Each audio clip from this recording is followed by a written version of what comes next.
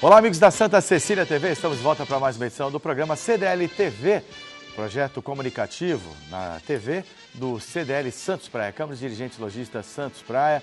É uma satisfação estarmos de volta, nosso programa, na sua versão inédita, vai ao ar ao vivo toda terça-feira das 18 às 19 horas, com reprises em horários alternativos na grade da Santa Cecília TV. Vamos apresentar os nossos convidados de hoje. No primeiro bloco, vamos conversar com a professora de Direito Empresarial da Unisantos, a Flávia Nascimento, estará aqui conosco ao longo dessa primeira hora. E também, ao meu lado, o Zé Geraldo Barbosa, que é advogado, engenheiro, mestre em Direito Ambiental, hoje como comentarista fixo do programa. Professora Flávia, seja bem-vinda, é um prazer tê-la conosco. Obrigada. Boa noite. E Zé Geraldo, retornando à nossa bancada, faz tempo que você não faz o programa de TV aqui conosco, que é uma satisfação te recepcionar. Em primeiro lugar, um abraço a você, ao Nicolau. É um prazer estar aqui com vocês num dia tão especial que eu vejo aqui a filha de um grande amigo meu, o professor Cláudio. Né? É um prazer estar aqui com a... Vou te chamar de você, porque você é bem mais nova. Eu conheci você quando você tinha 10 anos. Hoje, então eu fico muito contente pela oportunidade prazer é meu. Que vocês estão me dando, viu? Agradeço a produção e a você, Zé. Muito obrigado. Então, vamos começar por aí, então, porque essa profissão de professor, né, profissão tão bonita, tão nobre, né, vem de família, né? Então, o seu pai realmente teve muitos alunos dos seus bancos de sala de aula das universidades, inclusive eu fui aluno do seu pai, uma oportunidade, né, professor Cláudio, né, saudoso. Ai, muitas saudades dele. E meu pai, né, foi um grande professor durante a sua vida toda, até o seu falecimento, e a minha mãe ainda é professora. Uhum. Então, na verdade, eu sou filha de 2 professores. Está no sangue. E quanto tempo já atuando? Eu dou aula na Universidade Católica de Santos desde 2007, mas eu dava aula antes em cursinho preparatório para o exame da ordem. Ah, ok. E, então, gostaria que você fizesse uma explanação para os nossos telespectadores e para nós também, no que consiste o direito empresarial, essa cadeia de direito empresarial, qual é o conteúdo? Bom, como você falou, eu dou aula de direito empresarial, né, e que é um ramo do direito extenso, grande, que quando eu estudei era chamado de direito comercial, então o direito do comércio. Ele disciplina todas as atividades entre comerciantes ou entre empresários, e não só entre eles, mas também entre eles e os consumidores. E tudo. Então, o direito do consumidor, o direito societário, como se formam as empresas, como se formam as sociedades, como elas terminam, e os títulos de crédito. Então, cheque, quando a gente emite um cheque, quando a gente passa um cartão de crédito, isso tudo é regulado pelo direito empresarial. Então, tá à vontade aqui nessa entidade que nasceu do comércio, dos comerciantes. Sem dúvida. E queria suas considerações também, a sua visão sobre o direito empresarial, que faz parte da vida de todos nós. Né? Essa visão que a Flávia deu é uma visão bem atualizada, não é? Eu estava até iniciando uma conversa com a Flávia, porque a gente também deveria, sob o ponto de vista de melhoria da produtividade, de melhoria das relações éticas também entre os comerciantes e aquela relação de consumo, sabe? Devia ter mais empenho naquilo que eu chamo de compliance, de controles, não é? No que tange a você ter auditorias internas, auditoria de qualidade, não somente do ponto de vista contábil. Eu entendo que o Brasil ainda está muito virgem nisso aí. Nós tínhamos que pautar as nossas ações, porque, vamos destacar um ponto fundamental, tudo isso que ocorre hoje na economia do país reside num ponto fundamental. Ninguém aqui no Brasil está preocupado efetivamente com eficiência, com eficácia e com redução de custos. Se um empresário se dedicar nisso, o Zé e a professora Flávia sabe o que eu quero dizer, ele tranquilamente ele vai ganhar mais dinheiro, vai produzir mais, vai investir mais e deixa de sempre buscar dinheiro, desculpa a expressão, nas tetas do poder público. Porque não é concebível, por exemplo, vou dar um exemplo, né? O Brasil vai privatizar agora uma série de equipamentos públicos da União. O que o Brasil vai fazer? Vai pegar dinheiro, vai pegar a Velar, estabelecer uma cota de 20%, então o sujeito com 20% do capital dele dá o dinheiro para a União e a União financia 80% através do BNDES. Quando eu digo financia, é dinheiro público, é dinheiro da Flávia, do Zé, do Zé Geraldo, dinheiro do Dr. Chagas. Então, essas coisas todas, num regime essencialmente de Estado democrático de direito, não dá mais para engolir. Por que dá essa concessão para a empresa A e não dá para a empresa ZR Produções Artísticas Limitada? Por que não dá para o Gomes Barbosa Escritórios Associados? Não é? É isso que eu quero dizer. Essas coisas é que não caem bem. E o direito empresarial, com certeza, está começando agora, porque na minha época não tinha cadeira de direito empresarial, hoje tem. Tem. Antes a gente chamava de direito comercial. Não é? E era mais uma relação assim, tipo de checagem de documentos públicos. Não sei se entende, Flávio, o que eu quero dizer? Você pode explicar melhor do que eu. Então, eu acho, nos tempos atuais, nós devemos sim exigir qualidade, controles, sabe? Ter um compliance, que eu quero dizer, é aquilo que você me veio protestar lá no Santos. As auditoria interna, o sujeito ser transparente nas suas ações, o que é custo fixo, o que é custo variável, qual é a margem de lucro do cidadão.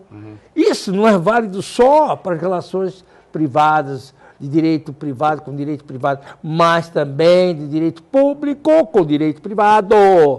E aí começa a surgir aquilo que a gente chama de corrupção. Porque você não sabe onde que é o lucro, onde que é o custo fixo, onde que é o custo variável, qual é a taxa de lucratividade. Então, essas coisas, talvez o direito empresarial, hoje, como a Flávia está falando, é uma das áreas de maior crescimento, sobretudo para os advogados, de entenderem o que eles querem. Então, professora, para falar nisso, justamente esse... Desculpe só falar isso, Flávia, eu estou querendo, porque ela entende mais do que eu estou querendo uma visão, mas é isso mesmo, exatamente isso. E eu queria acrescentar a realidade hoje, que nós já conhecemos outras oportunidades, essas empresas aí que estão no âmbito da Lava Jato, empresas que, pelo menos parte delas, ou a grande maioria delas, construíram uma reputação no mercado, até que ultrapassou as fronteiras do Brasil, e hoje elas estão aí com a reputação realmente abalada, destruída até em alguns casos, até com dificuldade de recuperação. Como é que você vê esse cenário? Então, eu sempre, quando eu começo a dar aula de direito empresarial para os meus alunos, direito empresarial, eles podem com certeza corroborar o que eu estou falando, é uma disciplina que os alunos normalmente não gostam, porque na verdade eles não entendem o alcance do direito empresarial. E eu sempre falo para eles, o direito empresarial, ele é o direito que sustenta o país. Não é o direito civil, não é o direito penal, não é o direito constitucional, sustenta economicamente, vejam se vocês me entendem. Porque quem sustenta o país, desde a nossa Constituição de 88, são as empresas. Sejam as grandes empresas, nós já falamos até disso. Sim. Ou as pequenas, né? Pequeniníssimas, micro. E elas precisam ter um aliado, elas precisam ter a lei como aliada. E é justamente para isso que serve o direito empresarial. E quando você comenta isso da situação dessas empresas da Lava Jato, uma das coisas que eu tento formar nos meus alunos é a separação entre empresa, entre sociedade, empresa e entre pessoas físicas dos sócios. Isso tem que ser uma coisa absolutamente separada. Então, se uma empresa não vai bem, seja nesse âmbito de corrupção, ou seja no âmbito de uma crise econômica, por exemplo, se essa empresa não vai bem, tem que se estudar, analisar porque ela não vai bem e, principalmente, se for por um motivo de administração dela, a gente não tem que tentar acabar com a empresa, a gente tem que tirar os problemas que estão ocorrendo, então os problemas administrativos ou as pessoas que estão exercendo uma administração, mas a empresa deve continuar. A empresa tem uma coisa hoje que é um princípio constitucional, que é a função social da empresa. O que é função social da empresa? A empresa existe e exerce uma função social. Na hora que uma empresinha fecha, é fácil a gente imaginar isso quando a gente vê uma grande empresa mandar embora muita gente. A gente vê a crise instaurada, né? Mas mesmo uma pequenininha, eu falo, olha, um açougue numa cidade do interior, ele vai causar impacto se ele fechar. Ele vai causar impacto para os proprietários, ele vai causar impacto para os consumidores que andavam 1, 2 quadras e agora vão ter que andar 10, sei lá, para ir no outro açougue. Eles vão causar para aqueles funcionários que trabalhavam ali. Então, toda empresa exerce essa função e a gente tem que tentar ao máximo que ela continue. Olha, a professora Flávia da SBT, especialista em direito empresarial, temos a bancada, outro advogado, também engenheiro mestre em direito ambiental, Zé Geraldo Barbosa. Eu quero convidar você que está nos assistindo a participar aqui do programa, né, do programa CDL TV. Temos nossos canais de comunicação disponíveis, vamos colocar na tela para que você possa participar conosco. Está aí, o WhatsApp 13 99140 6444, tá? 99140 6444. E o telefone fixo à sua disposição, 3289-9495. E, em continuação, o que foi colocado pela Flávia, o Zé Geraldo, essa questão da função social da empresa. Ela colocou bem, né? A função social da empresa. Será que os empresários têm essa visão? Porque, veja, evidentemente, todo mundo tem que trabalhar, seja o pequeno comerciante, para ter um lucro, é o sustento dele, né? Principalmente o comércio varejista. Mas será que ele compra bem? Será que ele administra bem um custo fixo? Será que ele tem um número de funcionários adequado? Isso envolve uma série de conhecimentos, Zé, de produtividade.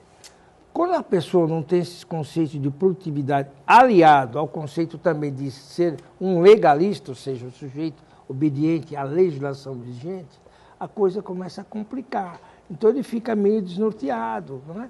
Então, seria bom quando eles tivessem um advogado, tivessem um profissional, porque volta e meia, os comerciantes, os pequenos empresários, só consultam o advogado trabalhista, eventualmente um civilista para fazer um contrato.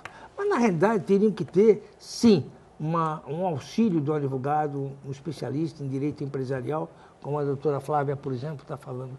Porque é essencial. Agora, se nós não formarmos advogados na nossa universidade com esse espírito de auxiliar, de orientar, o Brasil nunca vai melhorar.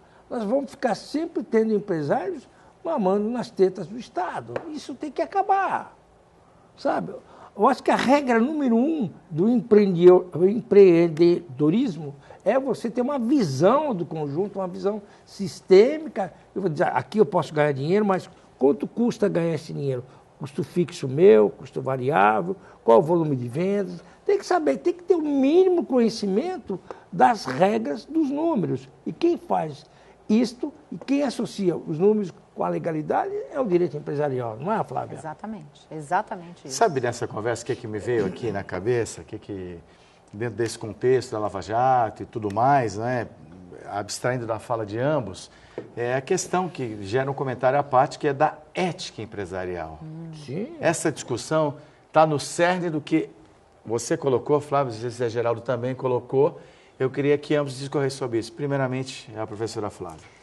Ética é uma questão bem complicada, no sentido de que é muito pessoal. E eu acho que todo mundo espera que todo mundo haja com ética. Deveria ser assim, né? Os advogados deveriam agir com ética. Bom, nem vou falar daqueles que exercem cargos públicos, porque isso é óbvio. Agora, com relação à ética empresarial, é muito importante, e quando o Zé Geraldo falou do compliance, né, dessa ideia inicial também, não só a ideia que vem depois quando o problema está instaurado. Eu acho que toda pessoa que ela procura lá, no seu íntimo, nas suas atitudes, agir da maneira correta, ela vai poupar vários problemas futuros. Sem dúvida. Né? E aí, o empresário tem que agir com ética? Tem. Mas eu tenho visto, olha, Zé, eu vou dar uma opinião pessoal, eu acho que o empresário age com mais ética do que muitos profissionais que atuam com os empresários, por exemplo. Eu acho isso. Porque empresário tem uma coisa que chama concorrência. E no nosso país a concorrência é muito fiscalizada, não é? Sim. Totalmente livre, ela é bastante... burocratizada. Exatamente. Então ele acaba ficando à mercê disso também. Então, antes de passar para o Zé Geraldo, por quê? Que também me lembra que nós temos um problema de raiz de corrupção, né, que está arraigado em toda a sociedade brasileira. E agora vem à tona na ponta do iceberg, mas tem toda uma estrutura que norteia tudo então, isso. Vamos voltar ao passado, vamos voltar aos anos coloniais. Vamos voltar aí ao século XIX. Né? A relação entre o senhor da Casa Grande e o escravo da senzala sempre foi uma relação de quê? De opressão. Faça porque eu mando. Não é? E esta visão continua e permeia até hoje. De outra parte, o que ocorreu? Quando a primeira, digamos assim, notícia de descobrimento do Brasil, quando o Pero Vaz Caminha mandou para os reis de Portugal, o Dom Manuel, a notícia, a primeira coisa diz assim, olha, aqui nós vemos um verde exuberante, uma água abundante e um povo dócil. Aproveitando, Vossa Excelência poderia nos mandar o quê? Ajudarzinho o meu cunhado que está lá na Índia querendo um lugarzinho. Aí já começou a relação de quem indica. Aí? Então já começou aí. Então, isso aí passa uma relação de que você apoia o político, mas do outro lado diz assim, pô, a minha filha está precisando de uma vaga aí, dá um lugar para o namorado da minha filha, para o marido da minha filha. Isso que permeia. Isso aí permite o quê? Uma esculhambação nas relações sociais, comerciais entre o empresário e o público, entre o político e o público, entre o político e o empresário. Porque isso que ocorre no nosso país, essas relações, essas coisas que estão acontecendo hoje em Brasília, né? Esse ano de 2016 nós apiamos o poder um presidente da Câmara e um presidente do Senado. Quer dizer, esse é um fato histórico que acontece no mundo todo. Sem dúvida. Sem dúvida. Como? Pessoas eleitas pelo povo. O povo otorgou a eles o mandato. E são apiados do poder. Por quê? Nós brasileiros que estamos aqui, temos uma série de justificativas. Mas é difícil para aquele que está lá no exterior, que não conhece detalhes, interpretar isso. Não é verdade? Sim. Mas por que isso ocorre? Porque principalmente naquela região nordeste e norte do país, e também tem aqui no sudeste, mas não intensamente, essa relação entre político, que é o coronel, e o povo, Zé Povinho, é uma relação de Casa Grande senzala. Então, se o sujeito executa uma obra, o cara acha natural, olha, você está executando aqui a obra do Vale do São Francisco, eu quero um pedágio para você ganhar dinheiro. Mas posso fazer uma pergunta? Ou não, pergunta claro. Não, pode uma colocação. Veja bem, isso é óbvio que a gente tem visto estampado na imprensa, nas redes, a vergonha que está a corrupção que foi desmascarada aí pela Lava Jato, principalmente. Agora, é óbvio que quando a gente olha, vamos olhar no nosso nível municipal, estadual, a gente tem também muitas situações diárias e corriqueiras de corrupções do tipo, é melhor pagar para o fiscal do que... Sim. A minha pergunta é, será que o empresário, que o comerciante, não fica refém disso porque tem medo de cumprir a lei? Sim. De falar, não, vamos fazer o certo.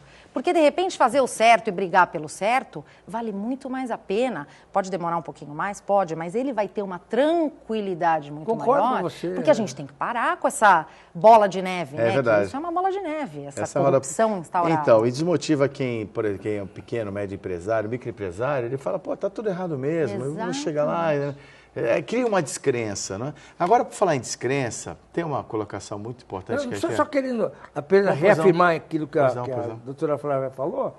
Quando ela, por exemplo, tem aqui no Brasil uma figura chamada fiscal. Então, o fiscal, ele já tem na formação técnica do cérebro dele vender dificuldades para colher facilidades. Isso em todos os ramos da fiscalização é incrível, meu. Não é verdade? Isso verdade. É uma herança que vem lá da época colonial. É isso que eu quero dizer, Zé. Quer dizer, é impressionante. O cara vem de dificuldade para colher facilidades. Bom, nós agora vamos exibir para você um trabalho especial da nossa equipe de produção que se chama Parceiros da CDL. Parceiros da CDL, que é uma contribuição especial para a visibilidade àqueles que fazem o dia a dia da Câmara dos Dirigentes Lojistas Santos Praia, afinal deles esse programa. Vamos conferir o quadro dessa semana.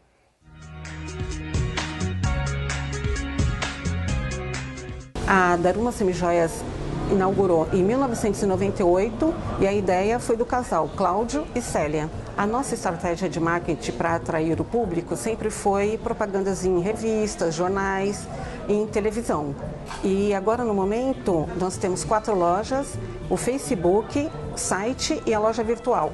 A nossa expectativa para dezembro de 2016 é a melhor possível em relação às vendas, ao público, e o melhor que nós temos várias peças com promoções do ano passado. E a expectativa para 2017 é que nós vamos ter vários projetos para melhorar as vendas. Eu gostaria de agradecer a oportunidade da CDL Santos Praia e do programa CDL TV. E venha nos conhecer. Ser bonita é ser Daruma.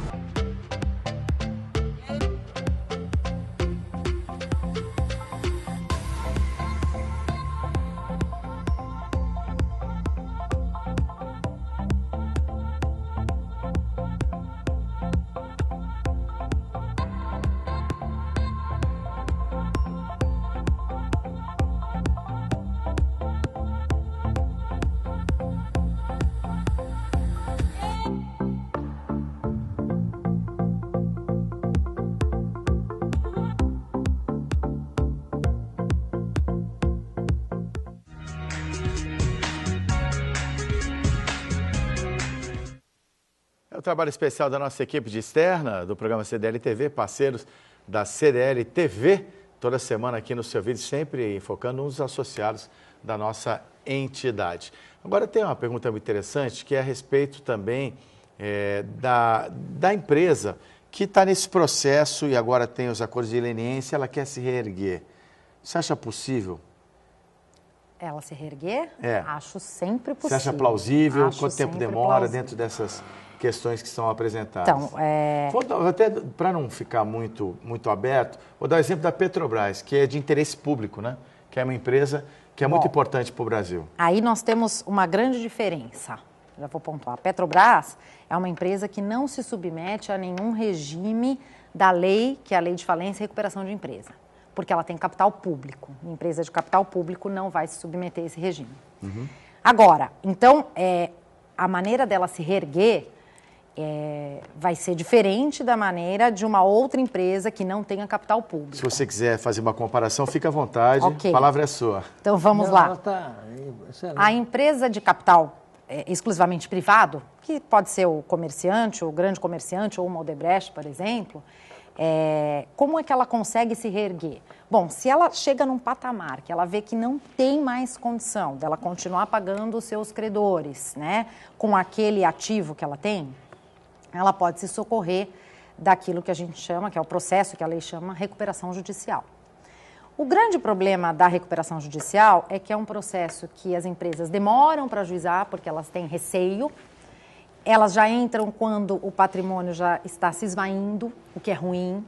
Elas deveriam entrar antes, mas ainda existe essa lei, é uma lei que tem 11 anos. 11 anos para uma lei que alterou completamente a ideia do que sair de crise econômica, que ela mudou completamente. A gente tinha uma concordata, hoje a gente tem uma recuperação que os credores é que mandam, é que participam.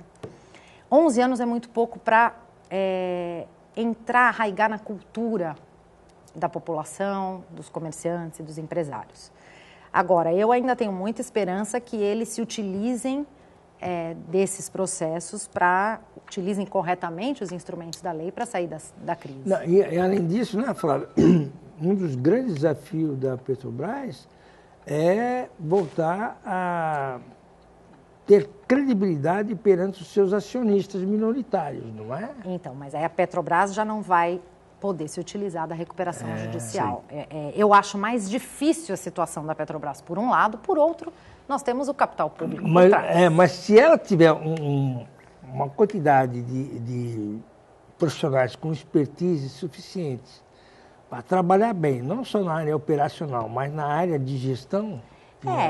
eu não tenho dúvidas de que a Petrobras vai sair da crise, eu não tenho dúvidas. Eu também não tenho. Porque é a maior empresa que a gente tem. Sim. É a nossa empresa. Eu fico muito triste de ver a imagem que ela acabou ficando nos outros países, no exterior, porque ela era uma empresa fantástica e acredito que ela volte a ser. Não é porque algumas pessoas contaminaram que ela não vá voltar a ser. Eu acredito nisso. E eu tenho aí uma colocação que talvez nós já tenhamos falado sobre isso também. O constrangimento que causa nas pessoas. Eu tenho uma grande amiga executivo de altíssimo nível, está atuando na Braskem do México, e ela ficou muito abalada com essas denúncias envolvendo a empresa, porque aí tem Odebrecht, Petrobras, a Braskem é emblemática. E como é que esse profissional ele deve seguir a carreira dele? Você entende que ele fica com um estigma de ter trabalho, muito embora todo mundo saiba desse sentimento dele, ou isso não influi? Eu acho que assim... Qual seria o direcionamento na carreira dele? Eu acho que... Deixar a empresa, por exemplo? Não. Desculpa. De maneira nenhuma. Acho que não, de maneira nenhuma. Eu acho que... Eu conheço muita gente que trabalha na Petrobras, eu tenho um grande amigo que se formou comigo, que é advogado da Petrobras. E assim, óbvio que a pessoa fica numa situação vexatória, né? Essa sua amiga provavelmente fica com vergonha durante um tempo. Agora, fica pela imagem da empresa.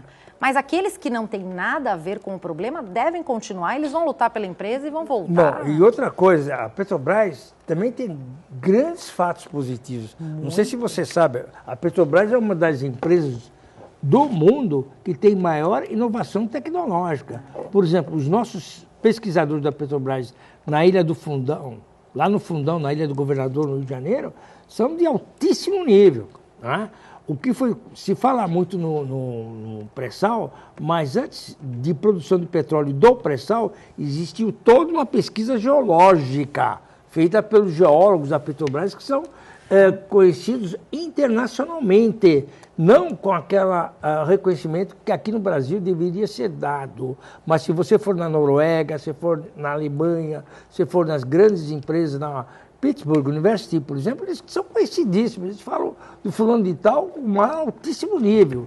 Aqui no Brasil não, porque todo esse trabalho de dizer assim, ó, o pré-sal brasileiro existe, tem petróleo na Bacia de Campos, na Bacia de Santos, na Bacia de Aracaju, deve-se o quê? A qualidade dos profissionais, de engenheiros e pesquisadores da Ilha do Fundão no Rio de Janeiro. Tá? Isso é uma coisa.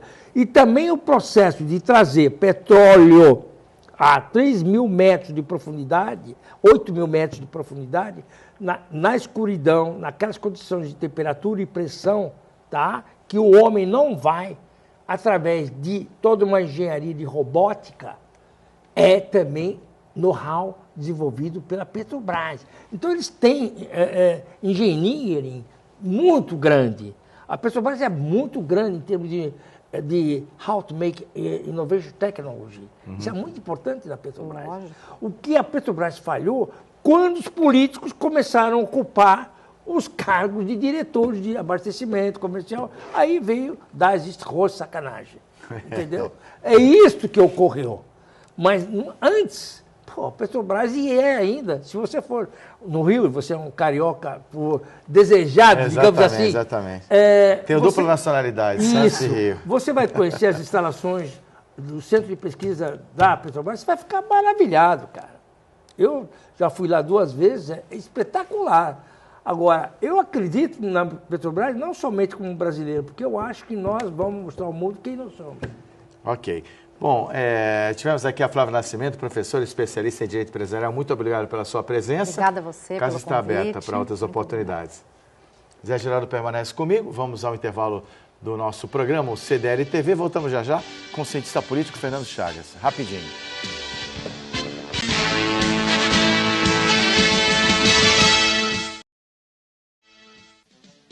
CDL TV, o programa da CDL Santos Praia, Câmara dos Dirigentes Lojistas Santos Praia, toda terça-feira, ao vivo das 8 às 19 horas, com reprises diárias praticamente aqui na grade da Santa Cecília.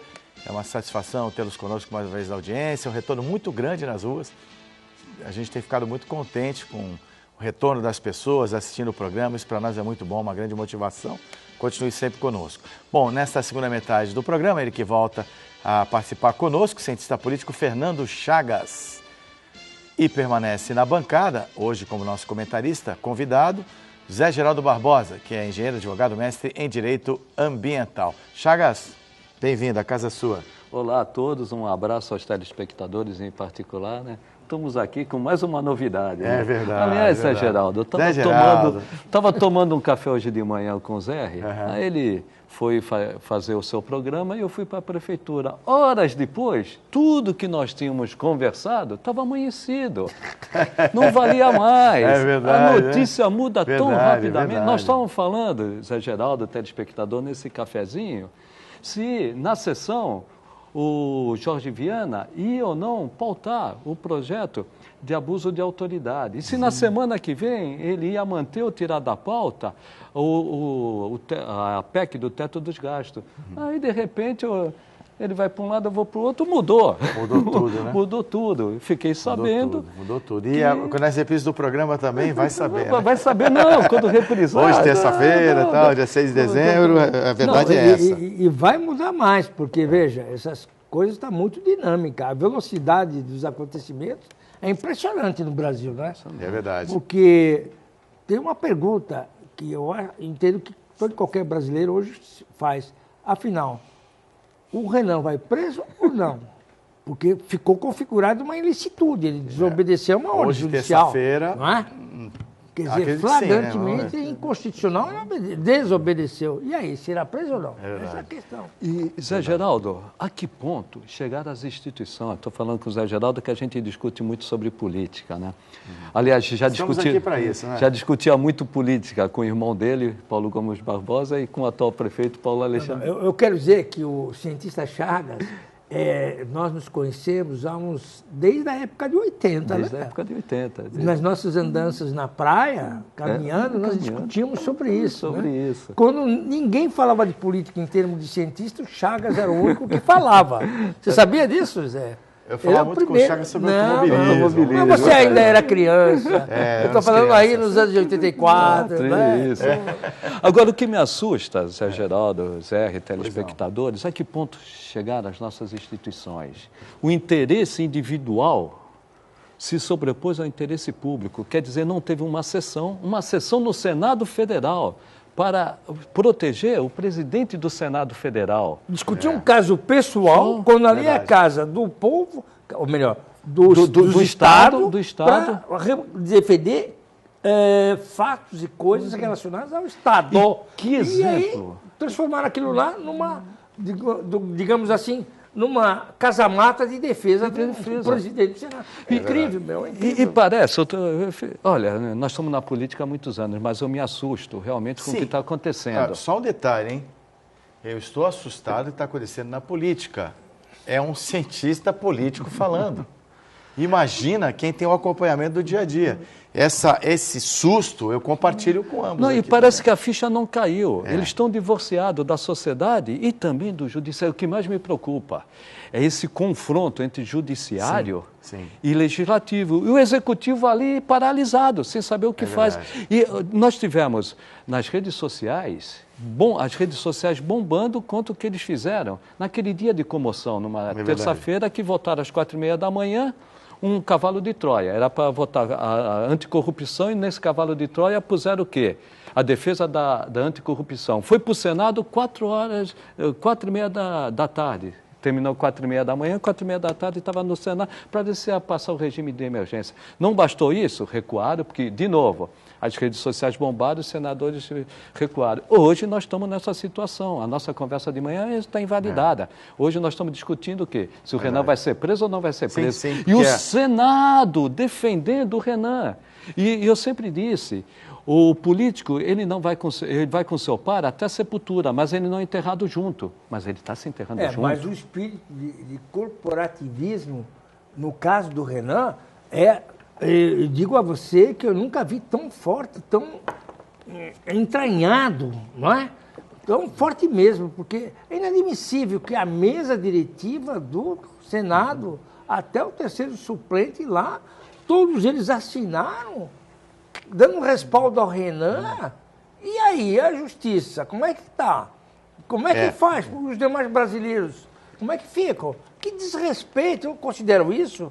Não é um desrespeito somente à ordem emanada do ministro do Supremo Tribunal Federal. A todos nós, que nós devemos, nós aprendemos a obedecer à lei. Bom, só pedir permissão, porque está esse debate acalorado, quero que você também, que está nos acompanhando, participe do CDL TV, mande sua mensagem para os nossos canais de comunicação, WhatsApp 991406444, está aí na tela, 991406444, e telefone fixo também, 3289-9495. Só ponderar que eu vou ter que colocar uma temporalidade nessa conversa, né?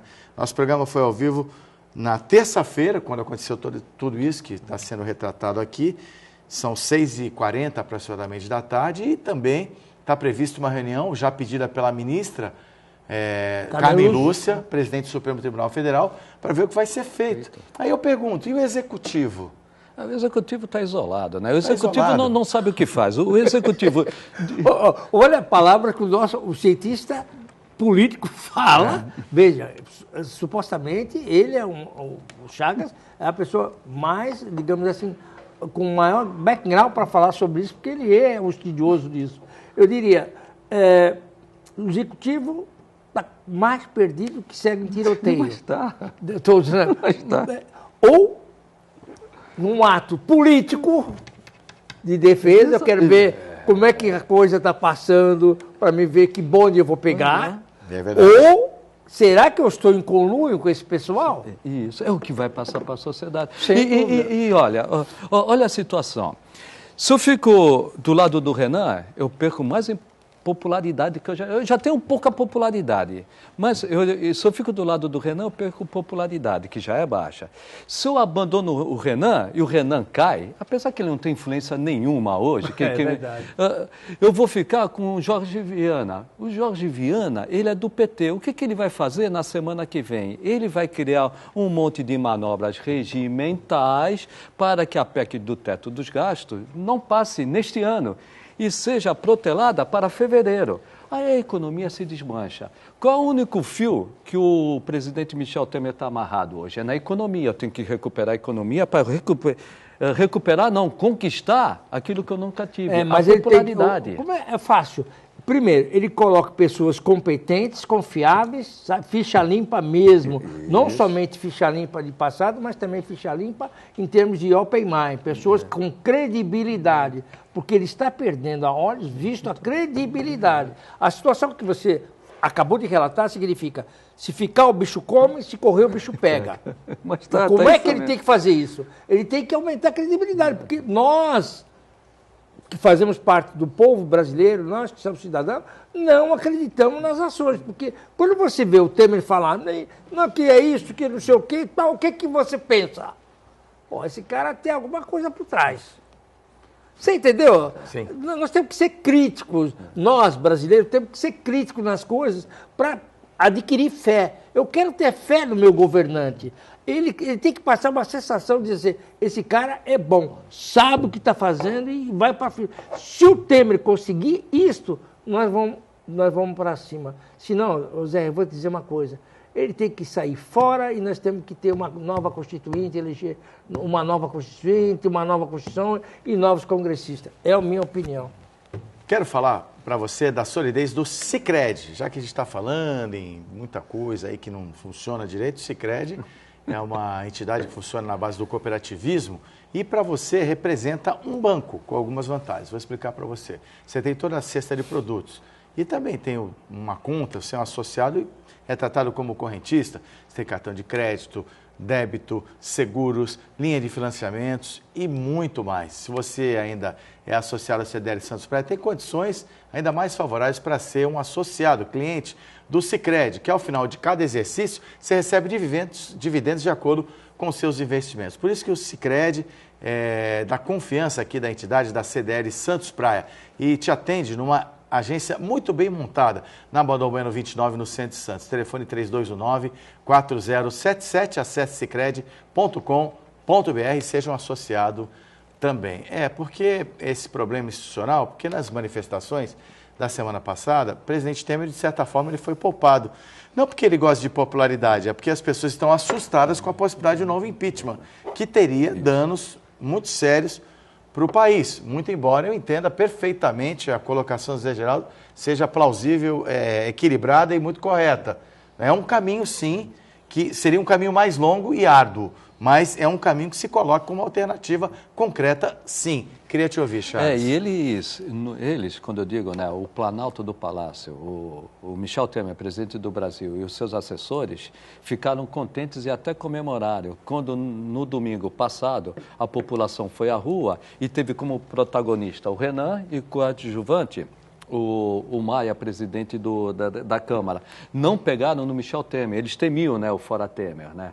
Mas nessa situação que o Zé Geraldo falou, e eu concordo, que ele não mostra segurança, ele não mostra firmeza, ele vai perdendo credibilidade, está passando para a população que ele está conivente com isso aí. E cada vez ele vai se desfazer. Só que a economia do Brasil está falando, não, mas o impeachment não, vamos dar uma seguradinha para ver se o Temer se recupera. Mas nessa situação ele vai se desgastando, já se comenta até que ele não termine o mandato.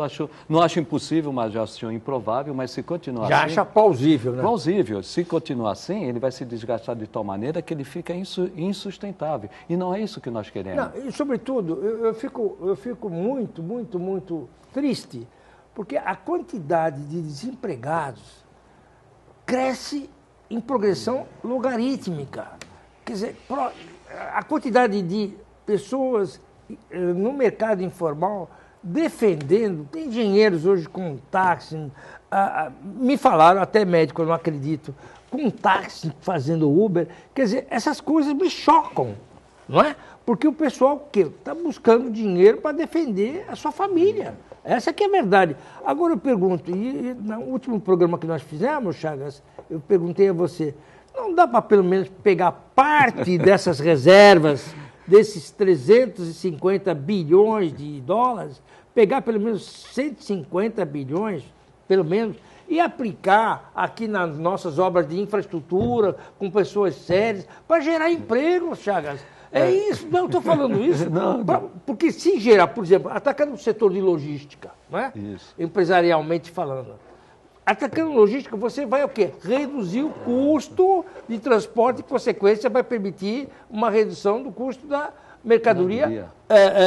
O custo do Brasil. Vamos dizer, CIF Santos, né? Para você fazer o FOB lá fora. Então, se isso ocorrer, nós vamos ter o quê? Nós vamos ter o mercado girando e cada vez mais gente trabalhando. Será que a equipe do Temer não tem que ter uma ousadia mais técnica e deixar de ser rentista? Porque não esqueça que o Meirelles é da escola dos banqueiros. Ele vem dos banqueiros. Então ele trabalha como? Por mercado rentista. O problema todo é o que nós já comentávamos. O problema todo, gosta ou não, o mercado financeiro, ele que garante a circulação de dinheiro na economia, não do Brasil, na economia mundial. Nós temos 350 bilhões de reais de reservas internacionais. Reais ou dólares? Dólares, desculpe, foi bom corrigir. 350 bilhões de dólares, reservas são internacionais, foi bom essa correção. Poderia tirar esses 150 bilhões, só que esses 50 bilhões, no momento que tirar, qual vai ser a reação do mercado financeiro e até do mercado de capitais? Eles estão quebrados, então eles vão utilizar esse dinheiro para investimento mesmo, infraestrutura e logística. O que vai ocorrer? O dólar dispara, a bolsa cai e a credibilidade do Brasil de investimento recua internacional. E, por outro lado, esses recursos, quando eles são utilizados pelo mercado financeiro, ele deve abater a dívida, que vai chegar daqui a 2 anos, está em 72%. Daqui a 2 anos chega a 80% então, do PIB brasileiro. Tudo isso que você está falando é verdadeiro, mas eu te pergunto, num dia como hoje, tenho certeza que o dólar disparou e a bolsa caiu. Ah, com certeza. Independe disso. Com certeza. Agora, se eu utilizar esse dinheiro, cai, estreita a Selic, é isso que eu quero te dizer. Portanto, o empresário vai ter um juro mais baixo, porque o pessoal hoje está procurando capital de giro, está buscando dinheiro nos bancos. As empresas estão endividadas. Exatamente, porque não vende.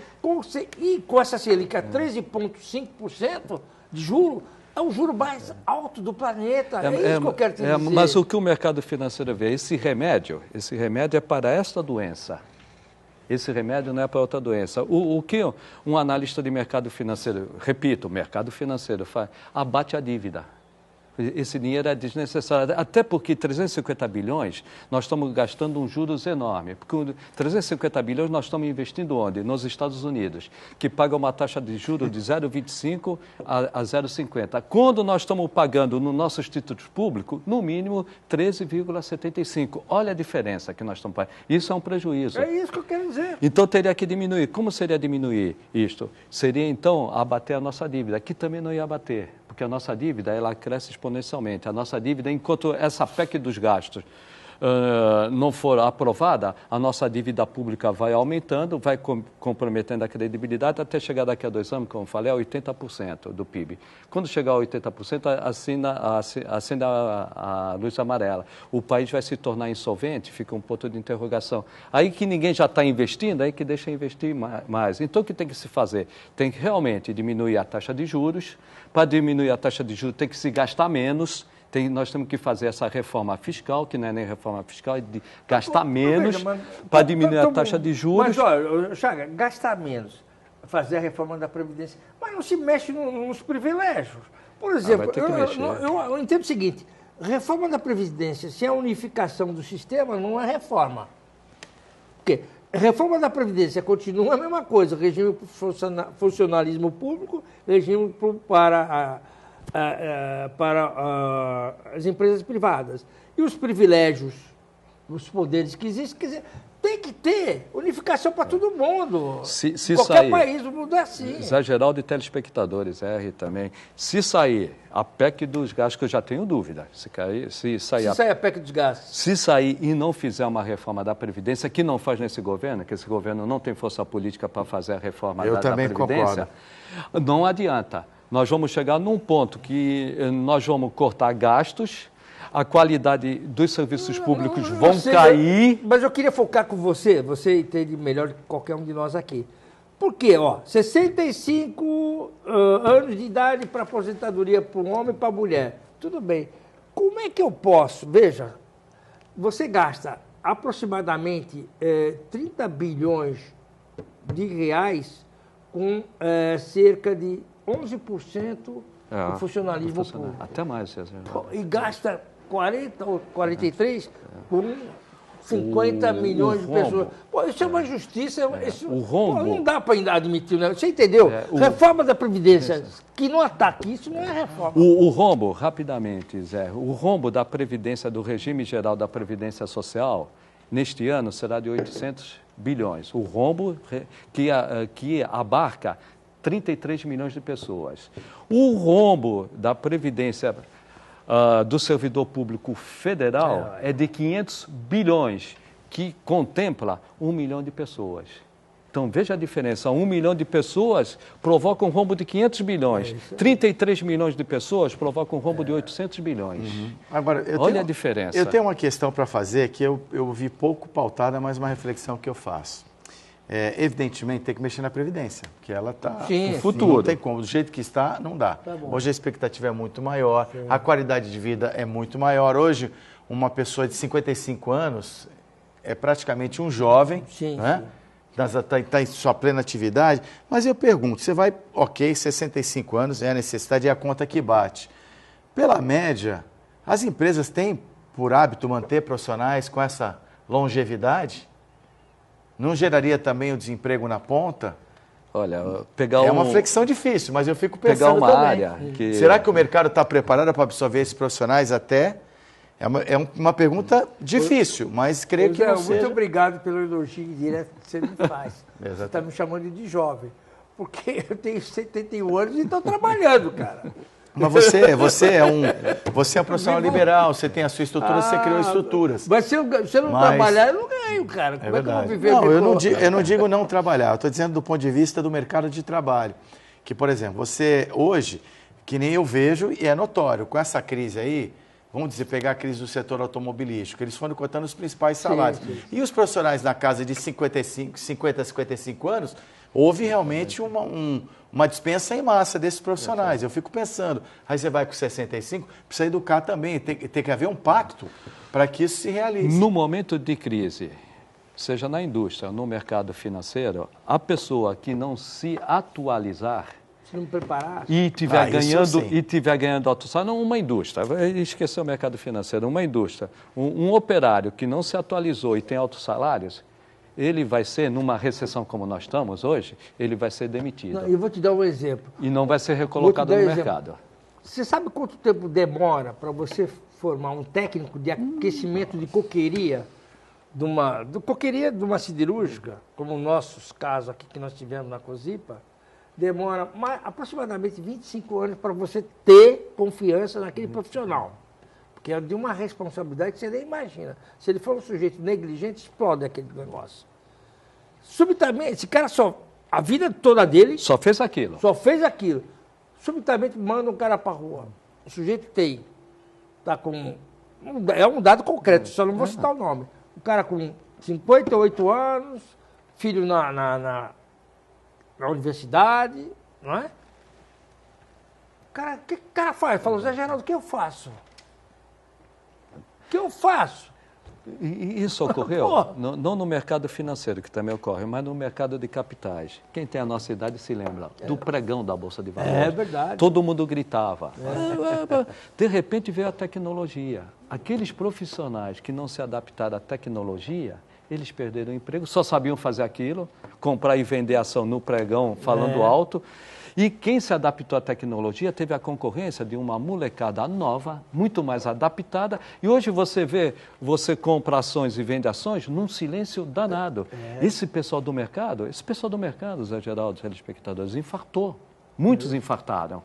Então, o que nós temos que hoje ter constantemente uma atualização, uma adaptação à tecnologia. Eu já tirei muitas vezes licença sem remuneração da prefeitura e fui trabalhar no mercado financeiro. No mercado financeiro, se você não se atualizar e se você ganhar um alto salário, você, em pouco tempo, está na rua. É um desafio. Defasado e está na rua e não arruma o Mas, ao emprego. mesmo tempo, está gerando também um movimento no mundo inteiro, que o profissional experiente e longevo está vendo todo o movimento para que ele se integre a experiência com aquela avidez da juventude, né? É uma tendência também é normal. Eu recurso confesso a humano você mundial. que a gente tem muita demanda. Eu sou muito consultado, não me falta serviço. Mas não é porque eu seja um apto de... Não, mas é Mas porque... atualizado. Sim, mas eu me viro bem, né? Mas o que eu queria te dizer é o seguinte, é que eu acho também que isso tem todo o estudo lá atrás, né, o Chagas? Esse pessoal que está se formando agora não tem aquele embasamento que nós tivemos no Canadá, não sabe? Numa universidade. Não tem, Zé. Sabe? Tem pessoas, nós temos colegas. Sim. E a doutora Flávia pode comprovar isso, que não sabe nem redigir, cara. Não sabe nem português. E a internet piora essa situação. Que a internet, as pessoas não estudam conteúdo. É Ctrl+C, Ctrl+C. É superficialmente. Então, a internet, nesse ponto, ela agilizou muito o mundo, né? Ela é fantástica. Hoje nós temos tudo em tempo real, é muito mais fácil você consultar e dar uma resposta.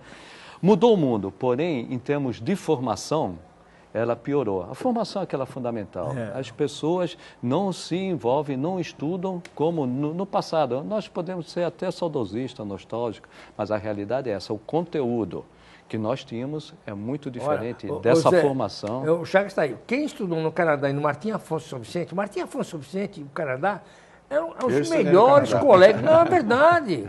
Nós tínhamos disputa, o Silvio Andraus na matemática do Canadá e o Capelari lá em São Vicente. Os alunos de um e de outro sabiam quem apertava mais em matemática, a Sara lá em português, o Padre Américo no Canadá. Então, havia essa rivalidade. Hoje não tem mais nada disso, cara.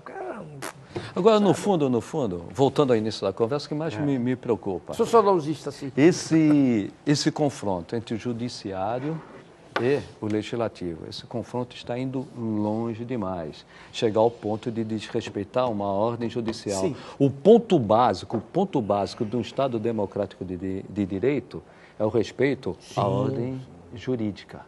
Mas aí que está. Eu já ouvi de muita gente dizendo que o ministro Marco Aurélio se precipitou com uma decisão monocrática. Eu não concordo absolutamente. De jeito nenhum, já tinha a manifestação, 5 votos, manifestação do ministro Celso de Mello a favor da matéria, a matéria ia passar. Ele é competente para fazer o que ele fez. Com todo respeito, o ministro Dias Toffoli sentou processo. Ele é competente no sentou em cima do processo.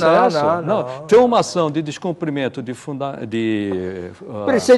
preceito constitucional. A rede entrou naquele processo que está sobre a sua relatoria e eles pediram uma liminar. Então, quer dizer, uma liminar, suspendendo... Não tinha como negar. Me suspendendo como servidor público, pode. O Marco Aurélio suspende o Chagas como servidor público, pode.